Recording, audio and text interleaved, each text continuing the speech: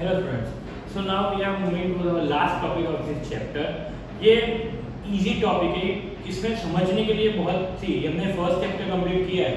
तो first chapter में बहुत सारी अलग अलग चीज़ के स्टैटिस्टिक्स क्या है, स्टैटिस्टिक्स कहाँ यूज होता है, how now we will understanding how statistics is useful in economics. Okay, तो वो बहुत इजी समझने के लिए, बट आपको ध्यान रखना है कि आप जितना भी समझे हो, जितना भी मैं समझा रहा हूँ वो ध्यान से करो, बस that's it. My concern is that कि ये वापस करवाने का चांस नहीं मिलेगा। जब भी आपको डाउट होगा, I will be sharing you the videos, because whenever the things get normal we will be going ahead, we won't revise it like this way. Okay, जो वीडियो मैं बना रहा हूँ, जो आप लोग देख रहे हो, वो प्रॉपर्ली ध्यान से देखो, that's it. Now topic is functions and importance of statistics in economics. How statistics is important in economics? वो कैसे important है? तो वो पैसे से first point, quantitative expression of economic problem. Any problem in India or in world, if we see any problem, we need a data, we need a figures. At that time, statistics will be important. अगर कोई जगह पे आप बोल रहे हैं कि वहाँ कोई कंट्री में पॉवर्टी ज़्यादा है, how you will justify that? For that we need a data. Okay, so at that time statistics will be important to you. Okay, so now example is 20% population is unemployed between 1995 to 2010. So we can say that के ये time में unemployment 20% था. Okay, how you will find the 20% data? By collecting the data. Data collect करना पड़ेगा, और data collection मतलब it's a part of statistics, it's a part of statistics. Okay, clear? Whenever you see any data in the economic problem that there is unemployed, this much unemployment, this much poverty, this much death in 1 year, all these things are considered as statistics because they are collecting the data, and the first definition which we learned in that it was collection of data. So the data is we are collecting the data, and the data which is collected is used for economic problem. Okay, so that way we can say that it is important, statistics is important in economics. Okay, economics में बहुत सारे problems होते हैं, पूरी economy में बहुत सारे problem होते हैं। जैसे करंट सिनेरियो में कोविड के जो केसेस आ रहे हैं, that is what, that is statistics, because data collect कर रहे हैं। Okay, clear? दिमाग में रहा? Okay, now intersectoral and intertemporal comparison. Intersectoral मतलब इंटरनल, कि भाई एक साल का आप कंपैरिजन कर रहे हो दूसरे साल के साथ, तो इंटरसेक्टोरल हो गया।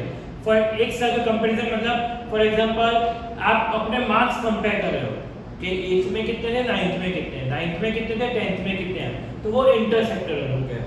ठीक है, कि भाई एक ही डिपार्टमेंट वाले अपना डेटा कंपेयर कर रहे हैं, एक ही कंपनी अपना प्रॉफिट कंपेयर कर रही है। ओके, तो दैट इज कंसीडर्ड इंटरसेक्टोरल, खुद के साथ कंपैरिजन हो रहा है। What is intertemporal means or in a whole, like a country is comparing their poverty from in 1 year and in second year. Okay, poverty compare, India का poverty, एक state का poverty की बात नहीं चल रही, I am talking about whole India. तो how much poverty was in 2019-20 and how much poverty will be in 2020-21, we are comparing it, so that is considered as intertemporal. Intersectoral में क्या होगा कि हम एक ही डिपार्टमेंट का कंपैरिजन करें, एक ही कंपनी का कंपैरिजन हो रहा है।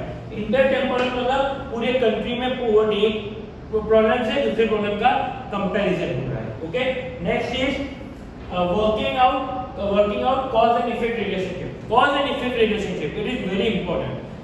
एक कोई भी आपने क्या बोल सकते हैं एक्शन लिया जिसकी वजह से उसका रिएक्शन आया और उससे हमारे बिजनेस में फर्क पड़ा। एग्जांपल दे रहा हूँ, rainfall and crop. Okay, rainfall and crop, अगर रेनफॉल हुआ तो क्रॉप्स का प्रोडक्शन बढ़ेगा, क्रॉप्स का प्रोडक्शन बढ़ा तो रेनफॉल हुआ है, you can not say that, मतलब एक दूसरे पे लिंक है। ओके, एक कॉज एंड इफेक्ट रिलेशनशिप, आप ये एक्शन लेते हो उसकी वजह से ये हुआ। Okay, clear? पढ़ाई की तब रिजल्ट मिला, पढ़ाई की तब रिजल्ट मिला, बिना पढ़ाई के रिजल्ट मिला कैसे चांसेस बहुत कम है।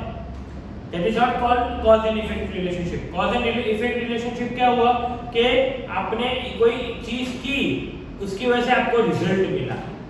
ओके, जैसे रेनफॉल हुई, उसकी वजह से क्रॉप्स का प्रोडक्शन बढ़ा।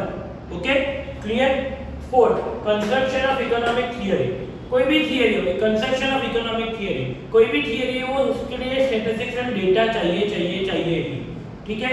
फॉर एग्जांपल डिमांड एक टॉपिक है आपके इकोनॉमिक्स में कि भाई प्राइस इंक्रीजेस, डिमांड डिक्रीजेस, ये एक थियरी है, ये एक थियरी। उसके लिए आपको एक्सप्लेनेशन क्या करना पड़ेगा, प्राइस अमाउंट दिखानी पड़ेगी, डिमांड कितनी कम हुई वो दिखानी पड़ेगी, मतलब डेटा दिखाना पड़ेगा।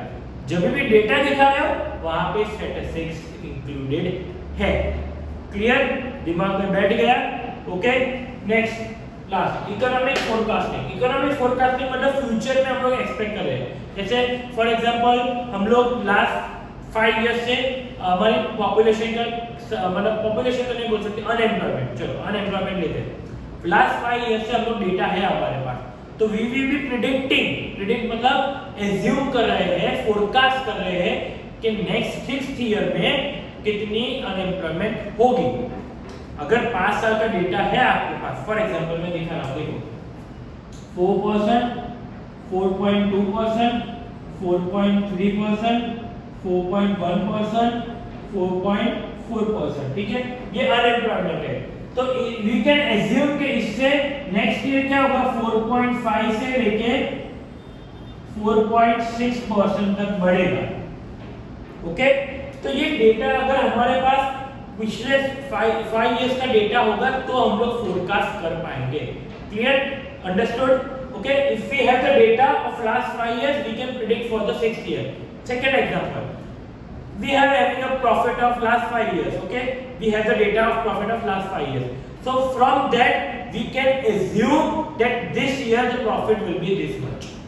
Okay, clear?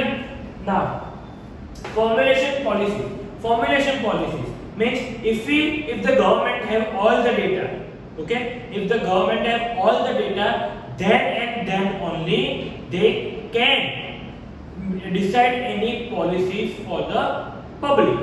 Okay, अगर उनके पास डेटा होगा तब जाके वो कोई ना कोई पॉलिसी बना सकते हैं। एग्जांपल, अगर पॉपुलेशन कितनी है वो डेटा नहीं हो तो कितने लोग बिलो पॉवर्टी लाइन रह रहे हैं, कितने लोग के पास कार्स हैं, कितने लोग की सैलरी क्या है, अगर ये डेटा नहीं हो तो गवर्नमेंट कोई डिसीजन ले पाएगी नहीं। एक सेकंड एग्जांपल कि अगर ये केसेस का हमारे पास डेटा नहीं हो तो गवर्नमेंट कुछ एक्शन लेना चाहे तो ले पाएगी नहीं। ओके, सो मेक श्योर कि आपके पास जो कोई भी पॉलिसी फॉर्म कर रहे हो, गवर्नमेंट कोई भी पॉलिसी फॉर्म कर रही है तब क्यों कर रही है, क्योंकि उनके पास डेटा है, और डेटा हो तब वो क्या हुआ, automatically statistics. Clear. Economic equilibrium मतलब when we will be getting equal expense and equal income। दोनों सेम कब होंगे, जब अगर हम लोग इतना प्रोडक्शन करेंगे तो इतना एक्सपेंस होगा, लेकिन इतना एक्सपेंस हुआ साथ में इतनी इनकम भी मिलेगी। Okay, production we are assuming कि भाई जो डेटा है हमारे पास उससे एज्यूम कर रहे हैं कि ये इतना प्रोडक्शन करोगे तो एक्सपेंस भी इतना होगा, लेकिन साथ में इनकम इक्विवेलेंट हो जाएगी हमारी। तो ये सब के लिए, ये जितने भी पॉइंट्स हमने किए उस सब के लिए क्या चाहिए, statistical data. If we don't have statistical data then it is of no use. Okay, clear, समझ में आ गया आपको। Okay, this chapter is over. इसके नोट्स और वो मैं आपको 1-2 दिन में आपको व्हाट्सएप कर दूंगा, तो आपको लिखना रहेगा। Okay, thank you.